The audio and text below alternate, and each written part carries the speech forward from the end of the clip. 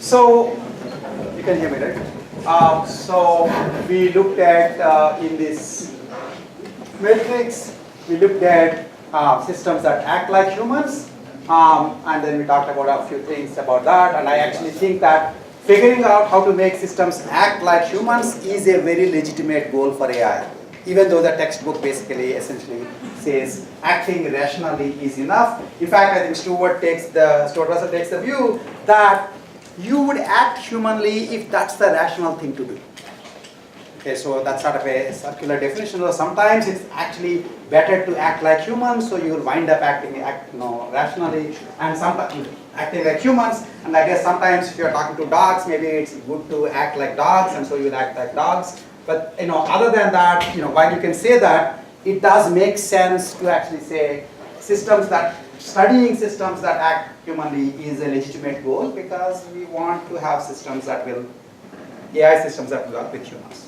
Okay, and it's becoming more and more so. The IJCAI that I mentioned, International Joint Conference on AI, the special theme for that was human-aware AI systems. And human-aware AI systems have to act like humans and figure out what humans like. Okay. And of course, by the way, this, that you're hit big time when long back when Dilbert has a Turing test cartoon. That's the Turing test cartoon. I should actually put that in the break. But now, so this year, my wife bought me a Dilbert table calendar, and I'm essentially, all I'm doing is every 3 weeks or so, I'll just go through the last 3 weeks worth of things and pick the AI ones and put it separately, and non-AI ones go into a box. There's so many AI ones. There's basically Dilbert is doing mostly AI these days, believe it or not. Okay, so in addition to New York Times, if you get bored with New York Times, you can watch Dilbert cartoon and you will learn about AI too.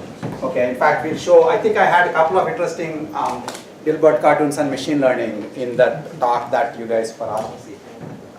Okay, thinking humanly. This is again another interesting goal that an AI system can have. Think like humans.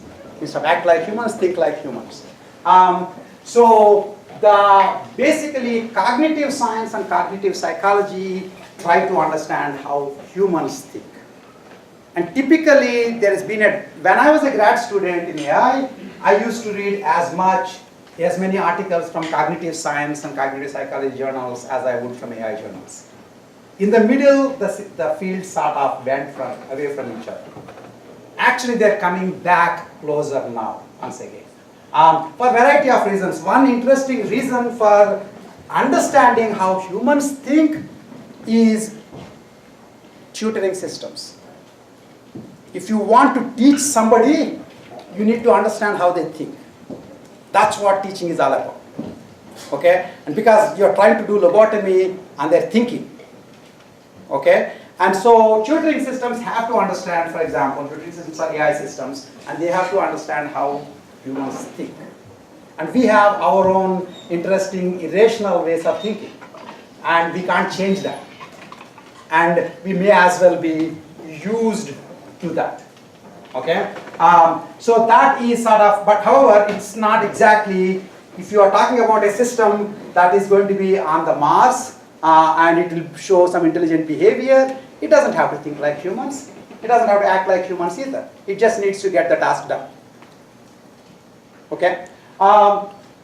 Anyway, so there is some connections between thinking like humans and AI, and the connections used to be closer before, went farther away, and coming closer again now. Okay, so one of the big things that people talk about these days is human level AI, and one interesting question is, since the only things that we know which show the kind of behavior we want are humans, we want to understand how they do it and maybe try to reproduce it. Okay, so in that sense, there is some interest, although mainstream AI still tends to not necessarily focus on thinking aspects alone. It cares more about the action rather than just thinking. However, tutoring systems are all about first understanding how humans think and then doing actions to help them understand something more. Right? Okay. And this also actually brings up a very interesting question, although it's probably, it sort of crosses both thinking and acting like humans. When a system like chess, when Deep Blue beat Kasparov, the usual refrain was, yeah, but it just did not beat Kasparov the way human players would beat Kasparov. Okay, now you might say, how do I care? You did lose the game. But it's a reasonable question. So if you ask human grandmasters, how do you win? Introspection is the lousiest form of psychology. Basically everybody makes a better story than they actually do. But all the grandmasters will just say, yeah, so I thought like this and then the pattern appeared. Okay? And actually this is not surprising. So how many of you have seen or haven't seen Man Who Knew Infinity? Okay, it's coming out on DVD. If you don't want to do illegal thing, it's going to come out on DVD on 23rd. And please watch that. It's a very interesting, for a different reason. It's actually life story of Ramanujan, the great mathematician. And this guy was asked, so how do you come up with your insights? And he would say his goddess would come and give him the insights. Now this is what you think religious drunk people say. But this guy is a world-class mathematician. Everybody agrees he's a world-class mathematician. The kinds of mathematical insights he came up with, people are still using them right now. People are still trying to figure out. And yet the best explanation that he had as to how he did the level of mathematics he could do is, I think, Namagiri Petai, something, the goddess that he was praying to, she would appear and tell him the answers.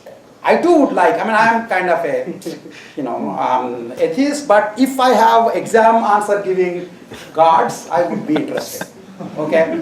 But that's the thing, so we don't actually know how we come up with patterns, how we actually do things. And so when they came to, when the Deep Blue beat Kasparov, there was actually a bunch of people who would write New York Times editorials, for example, op-eds and so on, saying, this is just not the way humans do it. Humans do it with much more panache. This is just a machine which just sort of did brute force search.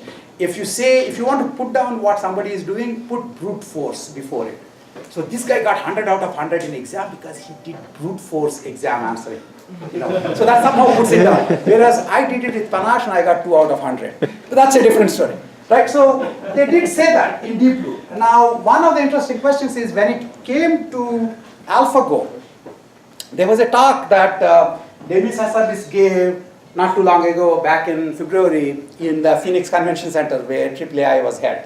And one of the interesting points he was making is actually AlphaGo is somewhat closer to what humans think they do when they're playing Go than Deep Blue was to what humans think they do when they're doing chess. And it turns out the difference is actually connected to something that I explained in the other talk that you have watched. AlphaGo basically kind of both computes patterns which are using these deep neural networks and then does search. When we do search, we don't realize we do search. And whenever we say brute force, we mean search. And not surprisingly, the very first thing we do in this course is search. Okay? So it looks like we are not doing anything that humans would do, but it is an interesting point that if I was able to beat humans in chess, how does it matter how I beat them? And does it matter whether we beat it the way we do chess the way humans would do it versus you do it in a different way? Okay, long back, I remember, I don't know which movie it was, I think the Indiana Jones movie, where this guy goes and the natives basically, kind of surround him with huge number of arrows and they say, now you're screwed. And then that guy takes the gun and shoots them up. Is that fair? Nobody said guns are supposed to be involved. Well, it's adversarial. If it's adversarial, you have a gun and I don't, and I have the best possible arrows that money can buy, I'm screwed still. Okay, so it's kind of an interesting question as to when these systems beat us in some tasks that we do, should they do it the way we do it? Or there are no actual restrictions? That's an interesting thing to keep in the back of your head. Thinking rationally is essentially what logic and philosophy has always been about. Probabilistic logic, symbolic logic, philosophy, these were all Greeks telling each other, started saying, this is the right way to think, guys. And this is basically symbolic logic was the beginning. Okay, and then we do probabilistic logic. We will talk about this, but just thinking is not enough. Ultimately, the thinking has to convert into action, because you change the world by action, not just by thinking. And so finally, the last part, which is supposed to be like the denouement of what AI is supposed to be doing, is acting rationally. Okay, now what is acting rationally supposed to mean? Essentially, doing the action that will have the highest expected utility from the state you are starting from. Okay, so if I must write a couple of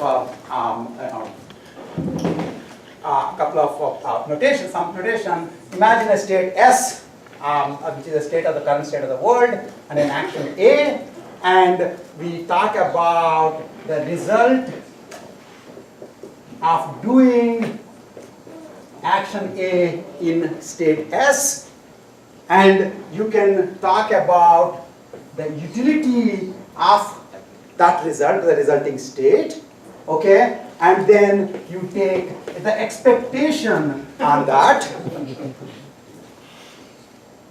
Expectation, you know expectation, right? Expectation in probabilistic reasoning, okay? Expectation of that, and just do an argmax. That's a simple story. You just do argmax A, the action that gives the highest expected utility. Done. If you figure this out, then that's basically the basis for intelligent agent design as far as rationality is concerned. Okay, and to some extent, more or less, we will consider how to do this during the course in different scenarios. Okay, so that if there is a sort of F equal to MA of AI, that is that. You do the action that expectedly gives you the highest utility. Okay, now one very interesting thing is this is all in your head. You are thinking about what action to do, and before doing the action you don't know what its utility would be. If you have to be able to guess what its utility would be before doing it, you need to have a model of what the action does in the world. One very big thing that you want to distinguish in your head is acting in the world, thinking of acting in the world. The word planning is thinking of acting in the world. You say you have a plan, which apparently Trump doesn't like, but the way you say that you have a plan is you think that you have actions which essentially you have an idea of what those actions will lead to approximately, and using the model of the actions, you're trying to figure out, if I were to do these actions in this current state, what sorts of states will I get into before doing it? That's how you avoid doing the stupid actions. Do you understand what I'm saying? So much of what you learn as you grow old is you get a model of how the world works. When you are a kid, all you know is how to do action. You didn't quite know much more than, well, I'll take everything and put it in my mouth. And if it is sweet, I'll be happy. If it is not sweet, I'll cry. Okay? And then basically we do come into the world with various biases, such as things that are red and shiny are, for example, nice. And so if you want to be mean to your kid, you put large number of electric stoves or kitchen ranges nearby the kid, and the kid will go put their hands on it just to see whether they can eat there. And they will learn if they survive. You understand what I'm saying? And if the kid was sort of stupid, they will keep doing this multiple times. Right? And if they are not, they will say, my God, let's not touch even an apple, that thing looks red. Who knows, the last time I touched a red thing, I got a large amount of pain. Okay? This is what you guys do. This is what we do in terms of learning about the world. Once we got the model of the world, then we have a significant amount of computational leverage. We can think about what we will do in the world as against actually doing it in the world. Do you understand what I'm saying? You just do it in the world. One of the problems could be that you could get into states of the world which are, another nice word I'll give you, your world can be non-ergodic. So I'm trying to make it different from psychology for at least a few seconds today. Ergodicity essentially means it's a property of a world you are in where every state of the world is reachable with some probability from every other state. That's it. Okay? Is this room ergodic? Yes. Why? Because if I'm here in this state, I want to be in a state where I'm on that corner, I can reach that. Okay? Imagine at that corner there is a bomb. I'm not saying it is one. Please don't run. Okay? And so I go actually stand there, that thing goes off and I am no longer there. Cogito ergo sum reverse. I don't think, therefore I am not. Okay? So I'm dead at this point. Okay? So how do I, in that case the world is non-ergodic. Because if you are in that state where there is a bomb, you can't reach any other state. They say dead men don't tell any tales. That's what they mean. Okay? So if there is worlds which are unreachable, which have states that are unreachable from any other state, that means you get into that state, you are in a corner, you can't get out. In such worlds, just acting and trying to figure out is not going to work, because you just die. The interesting question is, it's bad for you, but if I'm seeing you and I say, if I'm trying to figure out what's going to happen there, I say, why don't you go stand there? And if you boom, then I learn. I say, guys, let's go there. Okay? So humanity will progress at the expense of you. Okay, that's the collective intelligence that humans have. But if you are the only agent, and if the world is not ergodic, planning is important. Ergodicity is just a binary case. That means it's like the extreme case. In general, if you don't plan, you do inoptimal behavior. You can blunder through life. It's fun sometimes, blundering through life, right? But it's inoptimal. And having a model of the world and reasoning about it and figuring out what you will do can help significantly in improving your efficiency of behavior. So that's pretty much what acting rationally is all about. There is the cute pink robot with yellow head, and it is behaving in an environment. It gets to sense the environment to figure out what is the current state of the environment. It has a bunch of effectors, the things that it can do to change the environment. Okay, and the environment itself has all sorts of interesting characteristics, which we'll talk about in a minute, but for one thing, not all environments are completely observable. Right now, I have pretty good eyeglasses, so I can see where everybody is. So is this room fully observable? Visually. What? Visually. I'm sorry, Your eyes. Visually. Visually, yes, yeah. So even visually, I don't know, for example, what is behind one of those chairs, and I don't know what these guys are looking on their laptops, for example. And what's most important, I don't know what's going on in your head.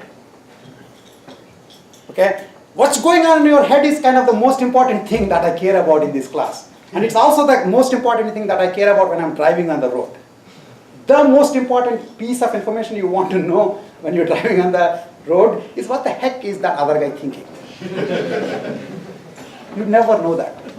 You have blind spots, you have rain, you have all that. Give me the useful information. Everybody's brain should be readable from outside. So then you can see that trucker guy could have seen that this guy is watching Harry Potter, so he clearly can't tell the difference between white truck and white sky. So let's not, unless you want to do Darwinian thing and get him out of the gene pool, we probably don't want to make a left turn right now. Okay, but he didn't know, so we don't actually know what's going on in people's heads, and that's actually that's one way worlds become unobservable. So what you'll wind up doing is you have to model other people's minds. When the environment has other agents such as you, then you are not only trying to figure out what parts of the environment can I watch, etc. You're also trying to figure out how do I model the other people's minds. There's this very famous thing that the reason we needed the brains we have, you guys realize that we have ridiculously large brains. Despite the fact that all your parents always told you you have very small brains, as humans, we have really large brains, ridiculously large. There is nothing else that, we don't really require that kind of brains to run away from the tigers of the savannah, which is where we all come from, whichever shade of gray you look. Okay? The real reason we needed the brains we needed was because we had to deal with each other. Remember that whole saying that I don't need to run faster than the tiger, I just need to run faster than you. And the tiger will eat you. And that's enough. Okay? And so we are continually in human societies reasoning about mental models of the people around us. If you want to write a novel which doesn't involve people reasoning about other people's minds, it's going to be the boringest novel. There's nothing going on. Okay? So that is one way actually environments become unobservable. If there is an agent in the environment, that becomes unobservable because you don't know what's going on in their heads. Of course, there are other ways in which environments can be more simply unobservable. For example, I don't, as I said, know what's behind a particular chair unless I go up there and look behind it. And sometimes there may be properties of the environment that are observable if only I had better instruments. Like for example, do I know whether there is Zika virus in the air right now? Again, don't run. It may or may not be there. Okay, well, I can know if I had the right sensor. Do I know if the radiation levels here are high? Right now I don't, but if I have a Geiger counter, I can tell. Okay, so one of the interesting things about an environment become more observable versus less observable is partly based on what kind of capabilities you have, what kind of sensors you have.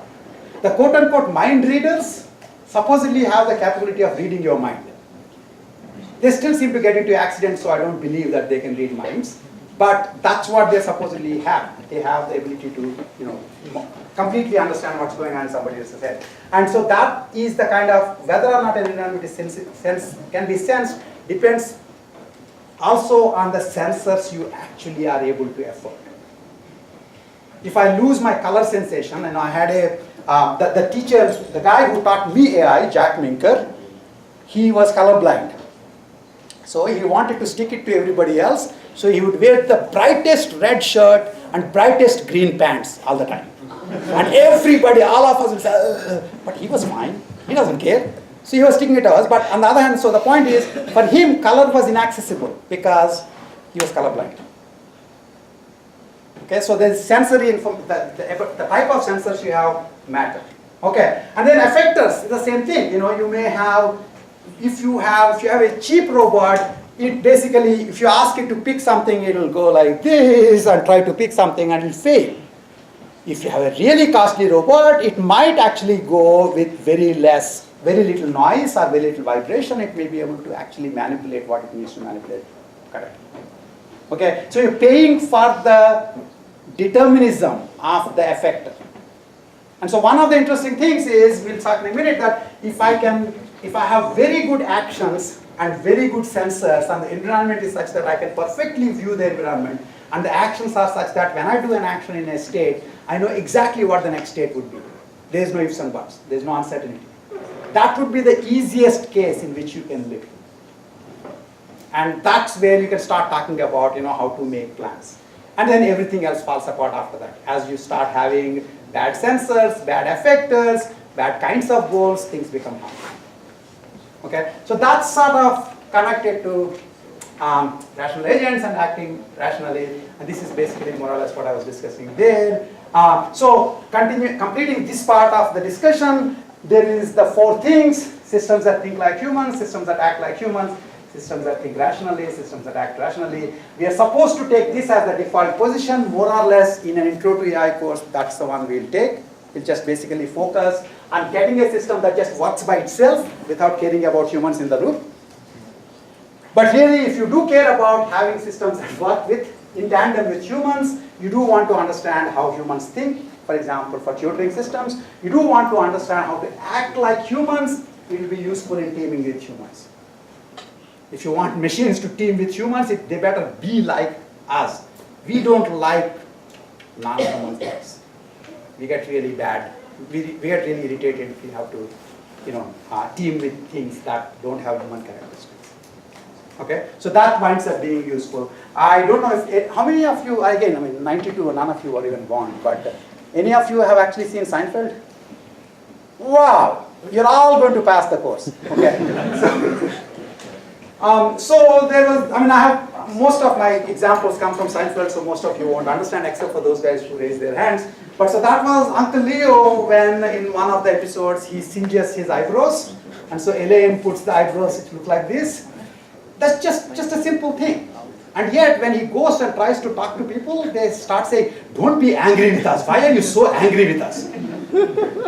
Can't you see the guy just wrote something? No, we can't stop the way we look at the world.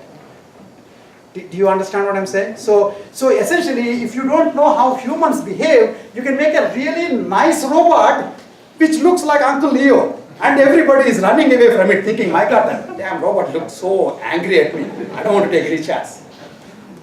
You need to understand how humans think so that the robot can work with you.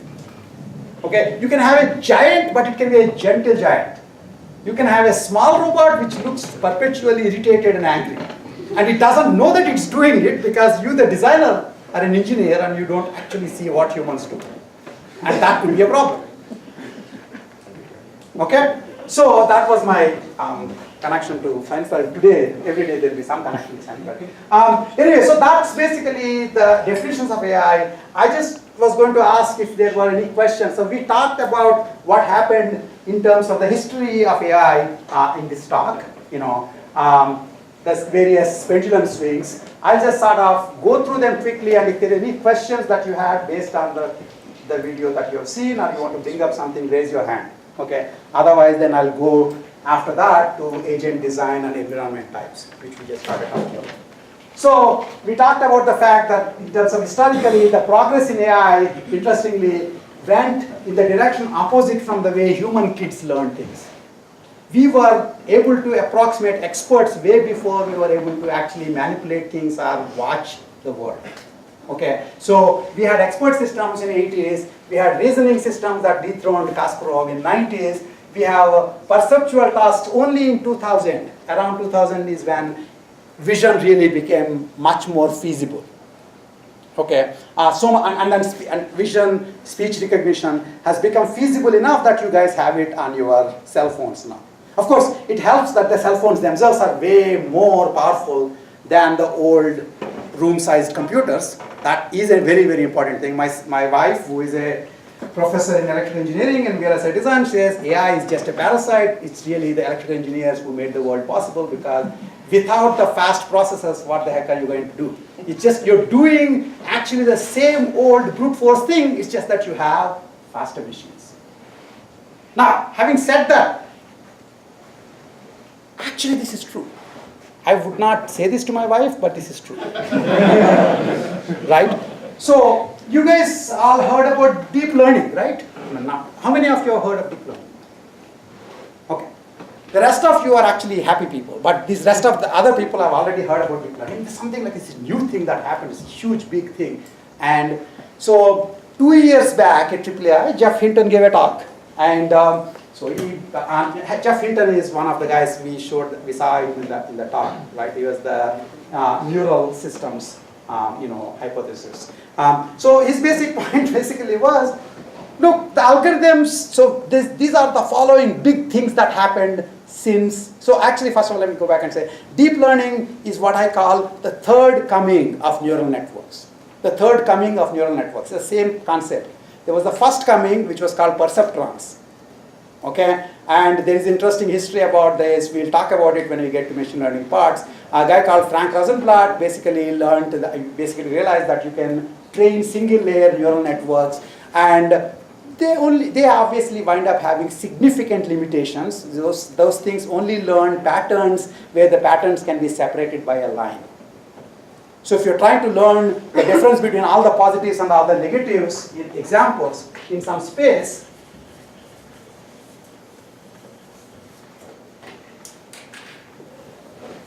so if you have all pluses here, all minuses here, and you want to figure out some simple rule such that if I give a new example, you can tell whether it's going to be positive or negative. If those things could have been separated by a single line, perceptron will learn it. If not, it won't learn it. Okay? And it turns out it's a theoretical limitation. And then that was the first coming, and then when Marvin Minsky, who is one of the other forefathers of AI, who passed away this year, he's the last of the forefathers to pass away. And so he and Seymour Papert, who also passed away this month, okay, these two guys wrote a book basically saying that perceptrons have theoretical limitations. Now, science is a human endeavor, okay? When you say perceptrons have limitations, that only means they have limitations. That doesn't mean they're dead or that anything in that direction is completely dead and you should never get back to it. The way people do it is, oh my God, looks like Marvin Minsky said there are limitations, let's just stop working on it for a while. So stop working on it for a long time. And then a long time later, again, there were multi-layer neural networks and an idea called backpropagation that they figured out around late 80s, early 90s, late 80s actually. That was there, and that was the second coming of neural networks, and it was just as big as now. Everybody was saying only neural networks will work, nothing else will work. And then they found that those multi-layer neural networks are extremely hard to train. We will understand what that means. It turns out that it is essentially, you guys know calculus, right? You notice that you never use calculus because you're a computer science guy. They force you to do calculus in high school, and the first thing you did when you came into computer science is forgot all about it. Okay? Fear not, now you have to remember all of it. Because calculus was, what is the most important thing in calculus? Function minimization and function maximization. Remember, you find the derivative of a single dimensional function, that's the only things that you looked at one time, and then equate it to 0, that will tell you where the function is becoming either this way or this way, because that's where the gradient is horizontal, so it's basically 0. And when you equate it to 0, then you can tell whether it is maximum or minimum by taking the second derivative. Right? You know this. It's all coming back to you. It's all SAT math, right? And then you all had AP calculus A, B, C, D, E, F, G. And then you came into computer science and forgot all about that. Now it turns out that the one thing that some of you did was multivariable calculus, which was a calculus with not just single dimensional functions but multi-dimensional functions. Machine learning oftentimes turns out to be function optimization in hugely multi-dimensional functions. You're talking millions of dimensions. You're talking tens of thousands of dimensions. You can barely see a single dimensional function. Two-dimensional you can still plot, but more than that you can't